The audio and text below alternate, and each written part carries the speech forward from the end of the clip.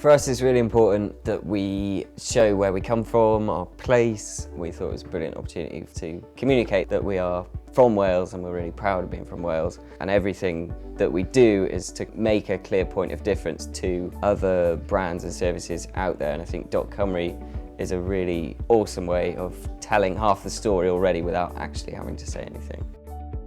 Having .cymru.wales has been super easy to set up, almost effortless. We haven't had to go through any kind of process to set it up. It's just literally been, we've got the domain and we've changed it over, and that's been that. All our emails run through .cymru, obviously the new website will run through .cymru, and all our branded communications have all got it all over them. I would absolutely recommend that anybody making a product in Wales takes up a .cymru and .wales domain name. Within Wales, we are naturally really good at kind of collaborating with people, and we're getting much better, I think. Online holds a really bright future for Wales, and if we can have that identity and share that identity, I think that's going to be really positive for the future.